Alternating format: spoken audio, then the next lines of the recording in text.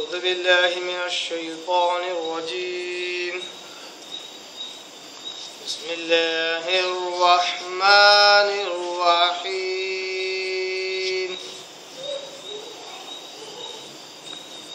الذين استجابوا لله والرسول من بعد ما أصابهم القرح للذين أحسنوا منهم واتقوا أجر عظيم.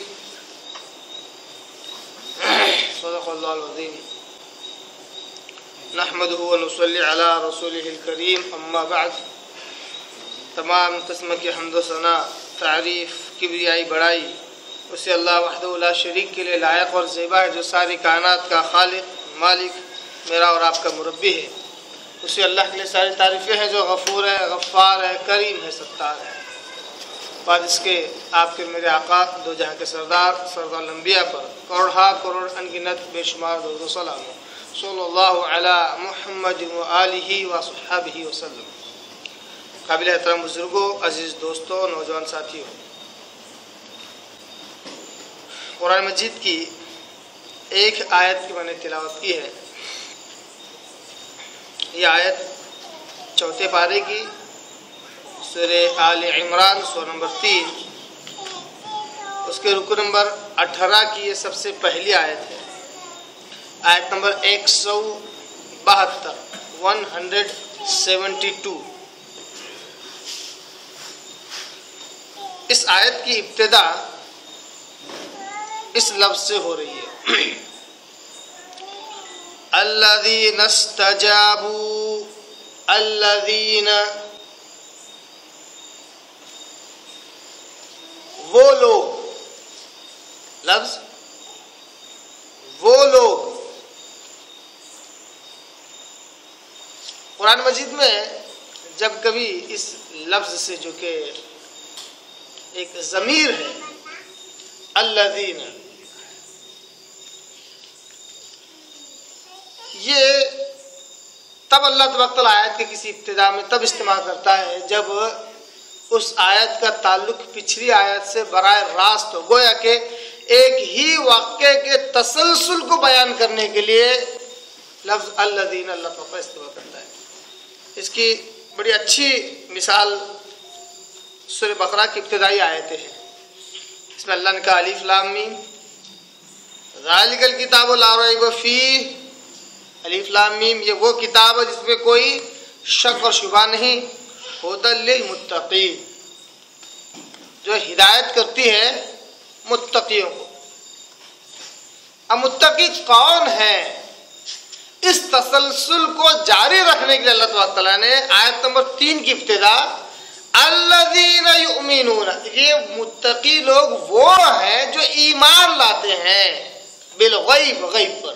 دیکھیے تو الذین آیت کی ابتدا جو ہوئی وہ پچھلے واقعے کی طرف، پچھلے قصے کی طرف یا پچھلی بات کے تسلسل کو جاری رکھنے کے لیے. اسی طرح آپ کو قرآن مجید میں بہت سی جگہ پر کچھ مثالیں ایسی بھی ملے گی کہ لفظ الذین سے ایک آیت کی ابتدا ہوتی ہے، اس کے بعد والی آیت بسا اوقات زیادہ تر والذین سے ہوتی ہے. یعنی وہ لوگ اور پھر وہ لوگ، الذین پھر والذین. جیسا کہ اس کی بیسٹ مثال پھر یہی سورہ بقرہ ہی میں آیت نمبر 4 کی ابتدا والذین یؤمنون، اور وہ لوگ بھی جو ایمان لاتے ہیں اس پر جو کچھ اے محمد صلی اللہ علیہ وسلم آپ پر نازل ہوا. ایسا بہت سی جگہ پر قرآن مجید میں بہت ساری مثالیں ملتی ہیں. یہاں پر اللہ تبارک تعالیٰ جو لفظ الذین استعمال کر رہا ہے وہ لوگ، معلوم ہوا کہ جن لوگوں کا تذکرہ یہاں ہو رہا ہے یہ وہی لوگ ہیں جن کے تعلق سے پچھلی آیتیں نازل ہو چکی ہیں، یا انہی لوگوں کا تذکرہ ہو رہا ہے جن کا قصہ پچھلی آیات میں اللہ تعالیٰ نے بیان کیا ہے. پچھلی آیتیں کس ضمن میں ہیں؟ پچھلی آیتیں غزوہ احد کے ضمن میں ہیں. جنگ احد کے تعلق سے اللہ تعالیٰ نے پچھلی آیتیں بیان کی ہیں، جس کے تعلق سے ہم لگاتار کئی ہفتوں سے درس سنتے آ رہے ہیں، تفسیر سنتے آ رہے ہیں. غزوہ احد میں جو معاملہ ہوا وہ کیا تھا؟ نبی کریم صلی اللہ علیہ وسلم کو مدینہ میں معلوم ہوا کہ مشرکین مکہ، وہ مشرکین مکہ جو اس سے پہلے کے سال میں مسلمانوں سے بری طرح موقع کھا کر، ہار کر، شکست خوردہ ہو کر جو چلے گئے تھے، آج وہ بدلہ لینا چاہتے ہیں۔ یہاں تک کہ ان کا ارادہ براہ راست مدینہ پر حملہ کرنے کا ہے۔ تو آپ صلی اللہ علیہ وسلم نے اپنے اصحاب سے رائے مشورہ کیا کہ کیا کیا جائے، ان کا مقابلہ کیسے کیا جائے۔ جب تک کہ وہ مدینہ تک نہیں پہنچ جاتے، ہم مدینہ سے باہر نکل کر کسی ایک دور دراز مقام پر ان کا مقابلہ کیا جائے، یا انہیں یہاں تک آنے دیا جائے، پھر ان کا دفاع کرتے ہوئے ان سے جنگ کی جائے۔ جیسا کہ بارہا اس بات کو دہرا رہا ہوں، چونکہ آیت اسی ضمن میں ہے۔ بعض صحابہ نے کہا کہ اللہ کے نبی صلی اللہ علیہ وسلم ہم مدینہ میں رہ کر دفاع کریں گے۔ بعض صحابہ نے یہ رائے دی کہ نہیں، اللہ کے نبی صلی اللہ علیہ وسلم ہمیں باہر جا کر جہاد کرنا چاہیے، لڑنا چاہیے۔ یہ وہ صحابہ تھے جو اس سے پہلے بدر میں شریک نہیں ہو پائے تھے۔ ان کا یہ جذبہ تھا کہ ہم باہر جائیں اور دشمنوں سے لڑیں۔ بہرحال آپ صلی اللہ علیہ وسلم نے باہر جانے والی رائے کو پسند کیا، جنگی لباس پہن کر باہر آئے۔ صحابہ کو تھوڑا سا قلش ہوئی کہ شاید ہم نے آپ صلی اللہ علیہ وسلم کی مرضی کے خلاف انہیں مدینہ سے باہر نکلنے پر آمادہ کیا۔ کہا کہ اے اللہ کے رسول، اگر آپ چاہتے ہیں تو مدینہ میں رک کر ہی لڑائی کی جائے۔ تو آپ صلی اللہ علیہ وسلم نے کہا، جیسا کہ حدیث میں آتا ہے کہ نبی کی یہ شان نہیں کہ وہ ایک مرتبہ جنگی لباس پہن لے تو اس کو اتارے، یہ اس کی شان نہیں ہے۔ جب تک کہ غازی بن کر آئے یا شہید ہو جائے، جب تک کہ لڑائی نہیں ہو جاتی تب تک وہ لباس نہیں اتارتا۔ یہ نبی ہے، چاہے کوئی بھی نبی ہو، اس سے پہلے ان کی یہ خاصیت ہی ہوتی ہے، ایک بار جنگی لباس پہن لینے کے بعد وہ دوبارہ نہیں اتارتے جب تک کہ لڑائی نہیں ہو جاتی۔ پھر بہرحال آپ صلی اللہ علیہ وسلم اپنے لشکر کو لے کر نکلتے ہیں جو قریب 1000 کے قریب تھا۔ مقام سوت پر جب پہنچے تو عبداللہ بن ابی جو منافقوں کا سردار تھا، اس نے یہ کہہ کر اپنے 300 کے قریب ساتھیوں کو الگ کر لیا کہ ہماری بات نہیں مانی گی، ہم نے رائے جو دی تھی وہ مدینہ میں رہ کر لڑنے کی تھی، ہماری رائے کے خلاف تم لوگوں نے کیا، ہم اب لڑے تو کیوں لڑے۔ اور جیسا کہ قرآن مجید کی آیتوں سے ہمیں معلوم ہوا، یہ بھی کہا کہ ہمارے مقابلے میں جو دشمن ہے وہ 3000 کا ہے، ہم تو ان کے سامنے تو کوئی حیثیت نہیں رکھتے۔ گویا کہ یہ لڑائی ہے ہی نہیں، اصل میں یہ خودکشی کرنا ہے، ماؤں کو گلے لگانا ہے۔ تو اگر اس کو لڑائی ہم جانتے تو ضرور تمہارا ساتھ دیتے، مگر یہ لڑائی نہیں ہے، یہ تو خودکشی ہے۔ وہاں سے پلٹ کر آ گئے۔ بہرحال 700 کے قریب صحابہ آپ صلی اللہ علیہ وسلم کے ساتھ گئے غزوہ احد میں، خوب گھمسان کی لڑائی ہوئی۔ نبی صلی اللہ علیہ وسلم کی ایک بات کی نافرمانی کرنے کی وجہ سے جو کھلی فتح تھی وہ شکست میں بدل گئی۔ 50 تیر اندازوں کا آپ صلی اللہ علیہ وسلم نے جبل رماد پر تعینیات کیا ہوا تھا۔ جب فتح بالکل واضح فتح نظر آئی تو ان لوگوں نے جگہ چھوڑ دی، جبکہ آپ صلی اللہ علیہ وسلم نے تاکید کی تھی کہ اس جگہ کو نہ چھوڑا جائے، چاہے شکست ہو یا فتح۔ یہاں تک کہ حدیث میں آتا ہے چاہے چیل کوے ہمیں نوچ کھائے شکست کی وجہ تب بھی اس جگہ کو نہ چھوڑنا، مگر اتر آئے مال غنیمت حاصل کرنے کے لیے۔ پھر کفار دونوں طرف سے، ادھر سے خالد بن ولید کا رسالہ اور ادھر سے شکست خوردہ دشمن واپس پلٹ رہے آئے اور مسلمان 2 چکیوں کے پاٹھوں کے درمیان پسنے لگے۔ اس میں 70 صحابہ شہید ہو گئے۔ پھر بہرحال آپ صلی اللہ علیہ وسلم نے، جیسا کہ بہت ساری آیتیں ہم نے اس سے پہلے کے دروس میں سن چکے ہیں، اس کی تفسیر بھی، کہ آپ صلی اللہ علیہ وسلم نے پھر باقاعدہ لوگوں کو جمع کیا، یہاں تک کہ یہ تک افواہ پھیل گئی تھی کہ آپ صلی اللہ علیہ وسلم قتل کر دیے گئے۔ جب لوگوں کو آپ صلی اللہ علیہ وسلم کی آواز سنائی دی تو لوگ پھر سے تر و تازہ ہو گئے، پھر سے لڑائی کے لیے تیار ہو گئے، کیونکہ اس سے پہلے اس افواہ کو سن کر بہت سارے مسلمانوں نے اپنے ہاتھ سے ہتھیاری چھوڑ دیے تھے. کہا تھا کہ جن کے لیے ہم لڑ رہے تھے اور وہی دنیا میں نہیں ہے تو ہم کیوں لڑیں. یہ کہہ کر ہتھیار چھوڑ دیے تھے.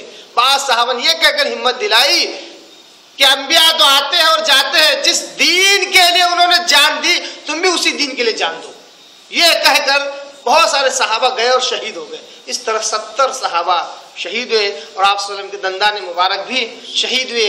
اور خود کی جو ٹوپی ہوتی ہے اس کا ایک لوہے کا کڑا آپ صلی اللہ علیہ وسلم کے سر میں اتنا زوردار گھس گیا اندر کہ خون بہتے ہوئے آپ صلی اللہ علیہ وسلم کے چہرے مبارک کو بھی اس نے گیلا کر دیا, تر کر دیا. بہرحال مسلمانوں کی فتح ہو گئی. دشمن مشرکین مکہ میدان چھوڑ کر بھاگ نکلا. اب یہاں سے ہے اصل اس آیت کی تشریح اور تفسیر.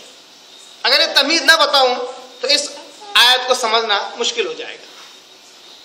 اب آئیے آیت کے ترجمے کو پہلے سمجھ لیتے ہیں, لفظی ترجمہ دیکھ لیتے ہیں, پھر اب تک جو میں نے کہا, جو واقعہ میں نے بیان کیا سیرت کا ایک گوشہ, اس کو اس کی آگے سے اس کو جوڑنے کی کوشش کرتے ہیں تاکہ اسی واقعے کا تسلسل باقی رہے.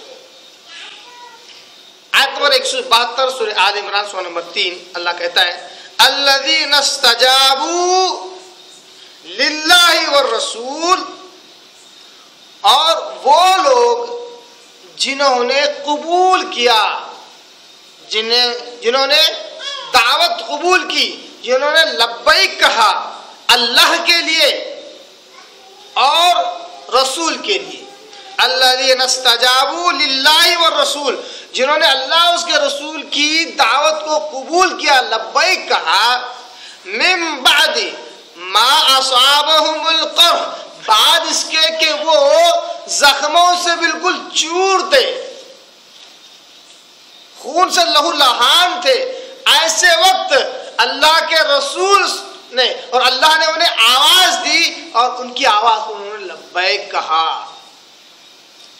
للذین احسنوا منہم, ایسے ہی لوگوں کے لیے کیا ہے اچھا بدلہ ہے. واتقوا اجر عظیم, اور بہت ہی بہترین تقوی پرہیزگاری اور ایک بہترین اجر ان کے لیے ہے, کیونکہ انہوں نے ایسے وقت اللہ اس کے رسول کی دعوت کو لبیک کہی جبکہ یہ خود زخموں سے چور تھے, خون سے لہو لہان تھے اور جنگ کر کے خوب تھک چکے تھے. ایسے وقت اللہ اس کے رسول نے انہیں دعوت دی, پکارا دوبارہ مدد کے لیے, تو پھر سے تر و تازہ ہو کر کھڑے ہو گئے, پھر تیار ہو گئے. معلوم ہو رہا ہے آیت کے ان الفاظ سے کہ واقعی یہ معاملہ جنگ کے ختم ہونے کے بعد کا ہے. آیت کے سیاق و سباق سے, اس کے معنی مفہوم سے جو بات سمجھ میں آتی ہے وہ یہ کہ جنگ کے ختم ہونے کے بعد جو معاملہ ہے اس کا تذکرہ اس آیت میں اللہ تبارک تعالیٰ کر رہا ہے. اب کن لوگوں کے تعلق سے اللہ تبارک تعالیٰ یہ بات کر رہا ہے کہ یہ وہ لوگ ہیں جنہوں نے بعد مصیبت اور تکلیف کے بعد اس کے کہ وہ زخموں سے چور تھے, اللہ اس کے رسول نے دعوت دی تو انہوں نے لبیک کہا. کن لوگوں کے تعلق سے ہوا یوں کہ اب تک آپ جہاں تک آپ نے سن چکے تھے غزوہ احد کے تعلق سے, اس کے آگے سے میں اپنی بات جاری کر رہا ہوں, اس واقعے کو بیان کر رہا ہوں. جب مشرکین مکہ میدان چھوڑ کر بھاگ گئے تو نبی کریم صلی اللہ علیہ وسلم بھی اپنے اصحاب کو لے کر مدینہ کی طرف روانہ ہوئے. یہاں تک کہ قریب قریب مدینہ پہنچ گئے. دوسرے دن کی بات ہے, جیسا کہ تفسیر میں آتا ہے, جہاں تک مجھے یاد آ رہا ہے ہفتے کے دن یہ معاملہ ہوا تھا, غزوہ احد ہوئی تھی جنگ. اتوار کے دن یہ والا قصہ ہے کہ آپ سر مدینہ آ چکے تھے. مشرکین مکہ ابھی مکہ نہیں پہنچے تھے. راستے میں ان کو ایک خیال آیا, یہ خیال آیا کہ ہم تو قریب قریب مسلمانوں پر ہم فتح و کامرانی حاصل کر چکے تھے, ان کو قابو پا چکے تھے, ان کے زبردست جنگجو اور سرداروں کو, مضبوط لوگوں کو ہم نے قتل کر دیا. گویا کہ ہم مسلمانوں پر اچھی طرح کنٹرول پا چکے تھے. اتنا سب کچھ ہونے کے بعد بھی جو ارادہ ہم نے کیا تھا ہم نے اس کو پورا نہیں کیا. جو جس کام کو کرنے کا ہم نے عزم کیا تو اس کو پورا نہیں کیا. ہم تو مسلمانوں کو نیست و نابود بالکل ہی ختم کرنے کے لیے مدینہ پر حملہ کرنے کے لیے ہم نکلے تھے, مگر راستے میں یہ سارا معاملہ ہو گیا. اب ہم شکست خوردہ ہو کر مکہ کی طرف جا رہے ہیں. ایسا ہمیں نہیں کرنا چاہیے. بہت سارے لوگوں نے یہ رائے دی کہ اب ہمیں واپس پلٹ کر سیدھا مدینہ پر حملہ کرنا چاہیے, مدینہ پر حملہ کرنا چاہیے, کیونکہ یہ بالکل ہی تھکے ہوئے ہیں, زخموں سے چور ہیں, لڑائی کر کر کے تھک چکے, اب ان میں سکت ہے ہی نہیں. اگر ہم دوبارہ حملہ کریں تو یہ ہماری تابڑ توڑ حملے کو بالکل اس کی تاب نہ لا سکیں گے, اس کو برداشت نہ کر سکیں گے اگر مدینہ پر فوراً حملہ کیا جائے. بہت سارے لوگوں نے رائے دی. ابو سفیان جو اس وقت ان کا سردار تھا, ابھی اس وقت اسلام قبول نہیں کیا تھا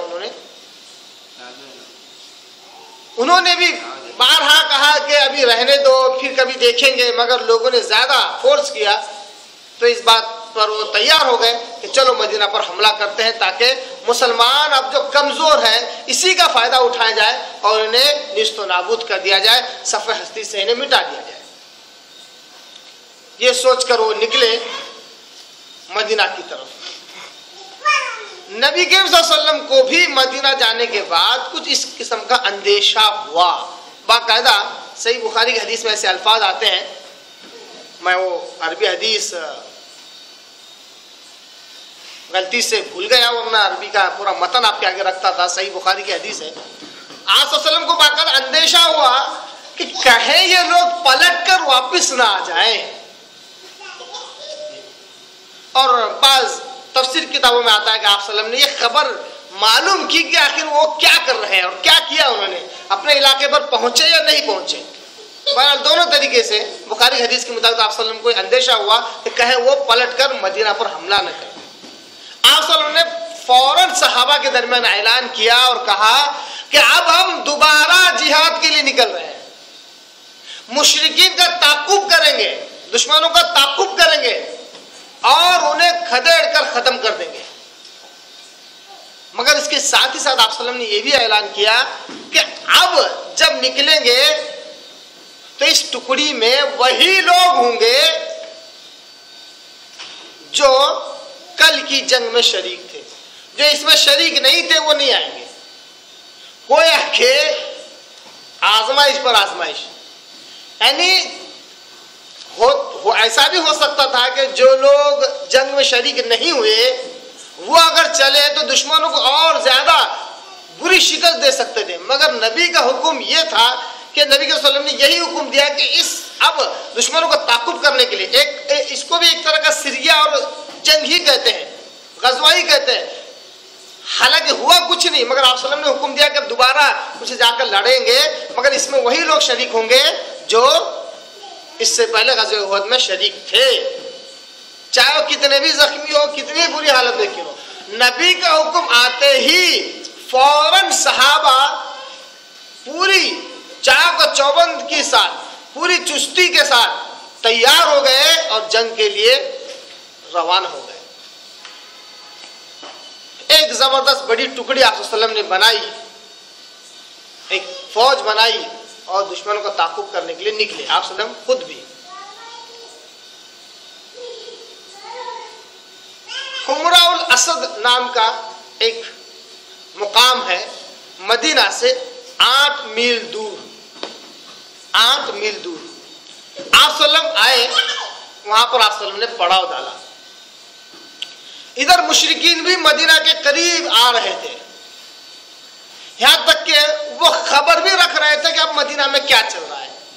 ایک شخص نے مشرکوں کو خبر دی, ابو سفیان کو یہ خبر دی کہ تم جس طرف جا رہے ہو اب پھر وہاں موت ہے, کیونکہ میں نے یہ چیز دیکھی ہے کہ محمد صلی اللہ علیہ وسلم اور ان کے ساتھی دوبارہ پورے جوش و خروش کے ساتھ تمہارے تعاقب میں آنے والے ہیں اور تمہیں ختم کرنے والے ہیں. اور جو جذبہ میں نے دیکھا ہے واللہ ایسا جذبہ میں نے اب تک کسی میں نہیں دیکھا. جو جذبہ میں نے ان میں دیکھا ہے وہ جذبہ اس سے پہلے میں نے کبھی نہیں دیکھا, کسی میں نہیں دیکھا. اتنا جوش ان میں ہے کہ اب تم کہیں کے نہیں رہیں گے. جب یہ باتیں ابو سفیان اور کچھ ساتھیوں کے درمیان ہوئی تو اللہ تبارک و تعالیٰ نے ان کے دلوں میں رعب اور خوف ڈال دیا. وہ کہا, انہوں نے سوچا کہ اب تو جان تو بچ گئی, چلے جا رہے تھے, اب واپس ہم موت کے منہ میں جا رہے ہیں. تو گویا کہ انہوں نے مدینہ آنے کا جو ارادہ تھا وہ ترک کر دیا اور ایک مسافر کے ذریعے سے, ایک تاجر کے ذریعے سے آپ صلی اللہ علیہ وسلم تک یہ خبر پہنچائی کہ یہ محمد صلی اللہ علیہ وسلم کی یہ خبر دو کہ اب تو ہم جا رہے ہیں, مگر اگلے سال پوری تیاری کے ساتھ آئیں گے اور تمہیں ختم کر دیں گے. برائے نام ایک خبر دے کر بھیج دیے اور وہ مشرکین مکہ وہاں سے پلٹ کر پھر مکہ کی طرف نکلے. نبی صلی اللہ علیہ وسلم چونکہ جہاں ایک نبی ہے بحیثیت نبی, وہیں پر ایک لیڈر بھی ہے, ایک کمانڈو بھی ہے.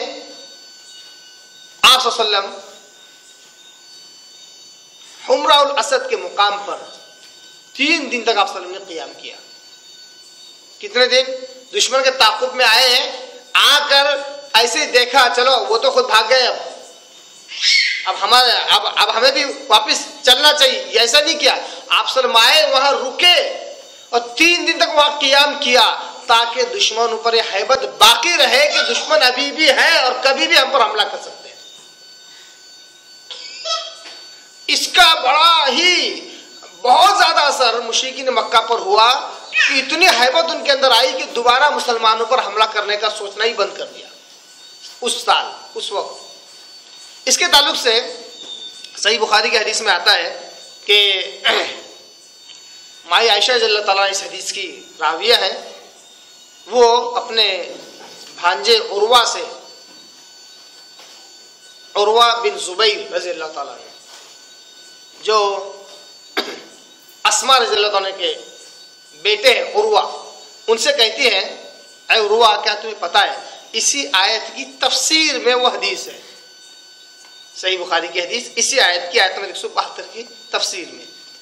عائشہ رضی اللہ تعالیٰ نے کہتی ہیں کہ اے عروہ کیا تمہیں پتہ ہے الذین استجابوا للہ والرسول, وہ لوگ جنہوں نے اللہ اور رسول کی دعوت پر لبیک کہا, اس میں کس کا ذکر ہے تمہیں پتہ ہے؟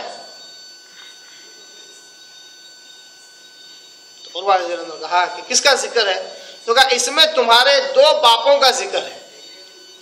اب واق تمہارے 2 باپوں کا اس میں ذکر ہے, ایک تمہارے والد زبیر اور دوسرے تمہارے نانا ابوبکر صدیق. ان 2 کا ذکر ہے کیونکہ یہ غزوہ احد میں بہت زیادہ زخموں سے چور تھے, مگر جیسے ہی نبی صلی اللہ علیہ وسلم نے کہا کہ اب ہمیں دوبارہ جنگ کرنے کے لیے نکلنا ہے, دوبارہ جہاد کے لیے نکلنا ہے, تو دونوں کے دونوں فوراً تیار ہوئے اور لبیک کا.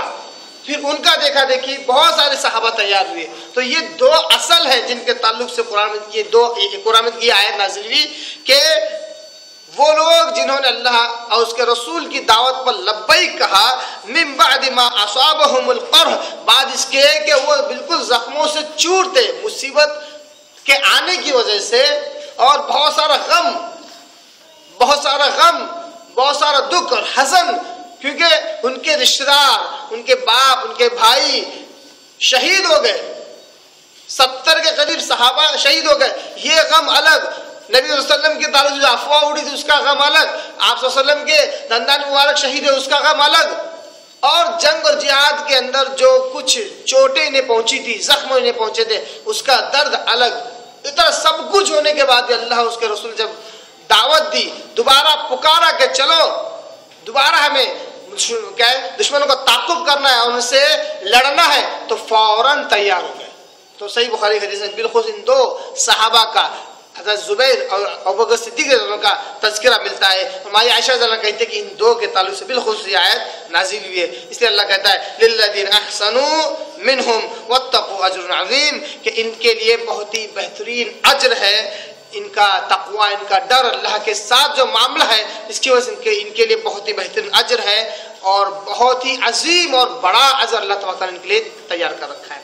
تو سورہ آل عمران کی آیت نمبر 172 ایک تفسیری آیت ہے جس کے تعلق سے باقاعدہ احادیث میں اس کی تفسیر بیان کی گئی کہ یہ وہ صحابہ ہے جو غزوہ احد کے بعد بالکل زخموں سے چور ہونے کے باوجود اللہ اس کے رسول کی دعوت پر لبیک کہا اور دوبارہ جنگ کے لیے تیار ہوئے، مگر 3 دن آپ صلی اللہ علیہ وسلم حمراء الاسد کے مقام پر قیام کرنے کے بعد چونکہ دشمن نکل چکا تھا، کوئی جنگ نہیں ہوئی، آپ صلی اللہ علیہ وسلم پلٹ کر واپس آئے اور کوئی جنگ اس میں بالکل واقع نہیں ہوئی۔ تو یہ تھی آیت نمبر 172 کی تشریح و تفسیر۔ اللہ سے دعا کرتا ہوں اللہ تعالی ہمیں قرآن کو صحیح سمجھنے، اس پر عمل کرنے کی توفیق عطا فرمائے۔ وآخر دعوانا ان الحمد للہ رب العالمین۔